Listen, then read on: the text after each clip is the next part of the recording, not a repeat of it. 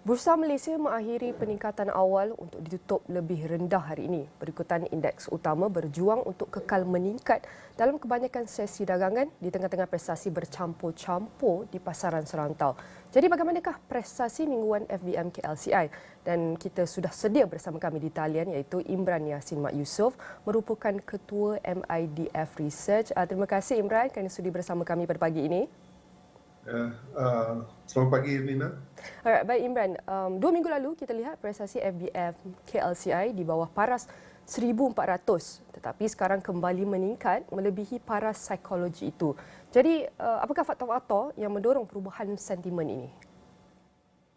Jadi kita lihat buat 2 minggu ni, lebih kurang 2 minggu ini, FBM Kelsia telah naik sebanyak 5.1%. Tapi secara kalau kita ambil perbandingan US Dow Jones juga naik sebanyak 7.2%. Jadi ini memberi gambaran pasaran saham dunia mula pulih daripada kelemahan sebelum ini. Kita boleh panggil ni apa yang kita panggilkan technical rebound lah.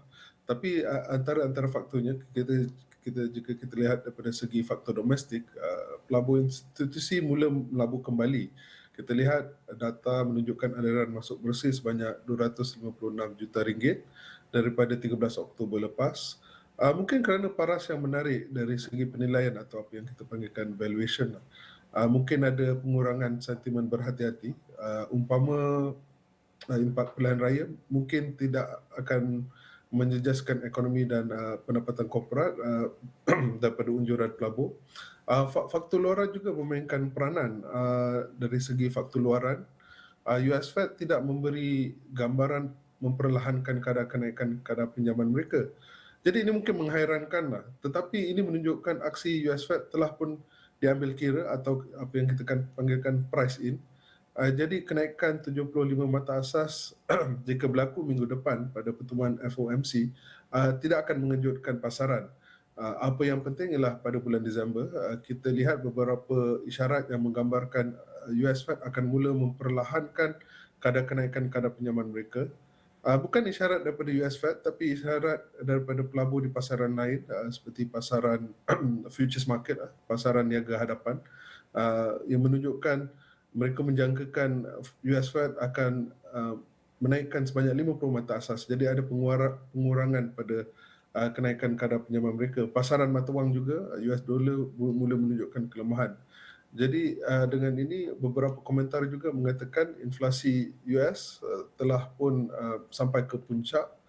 Jadi jangkaan pivot di Disember ini mendorong pasaran saham di US dan juga global untuk menunjukkan pemulihan. Jadi bercakap mengenai pemulihan, bagaimana pula dengan adakah risiko keburukan iaitu downside risk masih ada untuk menjejaskan prestasi pasaran saham atau ia telah berlalu dan kita perlu beri tumpuan kepada aspek lain? Bagaimana Imran?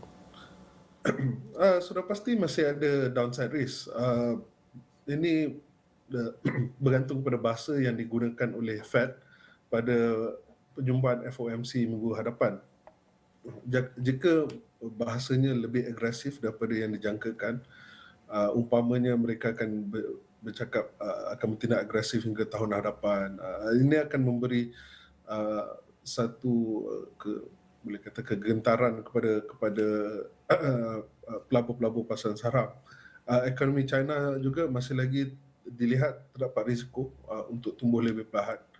Jadi ini akan menjejaskan perdagangan negara kita dalam konteks domestik jika pilihan raya menyebabkan kekacauan.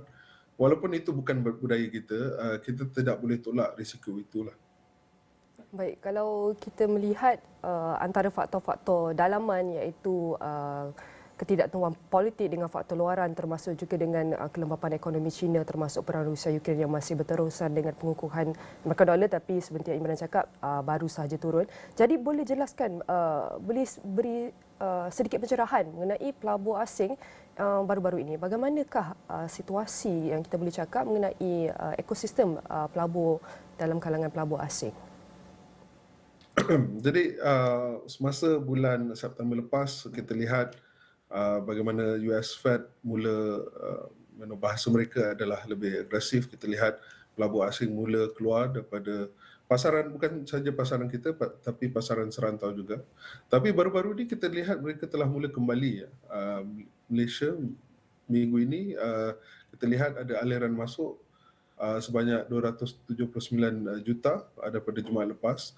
Jadi kalau bandingkan aliran keluar daripada 13 September hingga ke Khamis yang lepas, minggu lepas, adalah sebanyak 2.4 bilion. Jadi kita boleh lihat mereka mungkin seperti saya cakapkan tadi, mungkin rasa berhati-hati itu telah mula ansur pulih.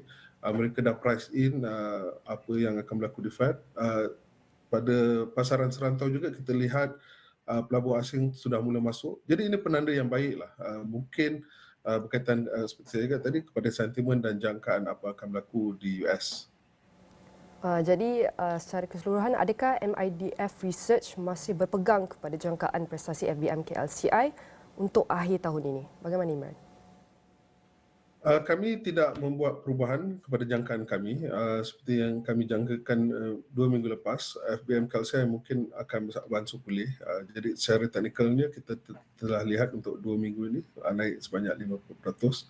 Dan akan mengakhiri, kami menjangkakan akan mengakhiri tahun ini lebih baik daripada paras yang rendah lah, yang terendah iaitu lebih 1,380. So jadi unjuran kami, kami menjangkakan FBM KLCI akan mengakhiri tahun ini pada paras 1,520. Of course ini bergantung kepada US Fed dan juga apa akan berlaku di negara kita lah pada pilihan raya yang akan datang ni. Jadi Imran, menjelang Malaysia memilih PRU ke-15 ni, apakah harapan Imran agar kerajaan seterusnya yang bakal memimpin negara untuk pastikan ekosistem pelaburan kita berada di tahap yang stabil dan mampan? Apa yang perlu adalah kestabilan politik lah daripada apa yang kami jangkakan. Kerana dengan kestabilan politik, salah satu advantage kestabilan politik adalah ia akan boleh membawa masuk pelabur-pelabur asing. Pelabur-pelabur asing akan merasa lebih safe untuk invest dalam negara kita. Jadi di situ kita ada keperluan untuk kestabilan politik, dan kestabilan politik juga penting untuk memberi fokus kepada economic development supaya pertumbuhan yang lebih mampan kepada ekonomi kita untuk masa hadapan. Saya nak tambah lagi satu, Imran. Di tengah-tengah kebimbangan di mana akan berlakunya kepelesetan global pada tahun depan, termasuk juga dengan ketidaktentuan politik, ini adalah dua perkara utama yang kita lihat dalam menentukan dasar OPR pada bulan depan. Jadi pada pendapat Imran, adakah aspek-aspek lain yang perlu kita teliti ataupun perlu kita berhati-hati untuk kehendak pasaran yang akan datang? Pada pendapat kami, kemelesetan ekonomi atau the chances of economic recession tu adalah satu yang kita perlu berhati-hati lah. Selain daripada itu, ia bergantung banyak kepada apa akan berlaku di US lah. Jika US meleset, ekonomi mereka meleset, dia akan memberi impak kepada ekonomi global, dan Malaysia akan terkena terkena jugalah. Antara lain yang perlu kita teliti adalah daripada segi geopolitik lah. Bagaimana keadaan di China dan keadaan di Taiwan. Adakah ini akan jadi seperti apa berlaku di Ukraine, antara Ukraine dan Russia? Kami tidak menjangkakan itu akan berlaku, tapi kita perlu berhati-hati dan perlu bersedia jika ia berlaku, dan daripada segi pelabur, membuat pelaburan dengan memandangkan ini mungkin akan berlaku.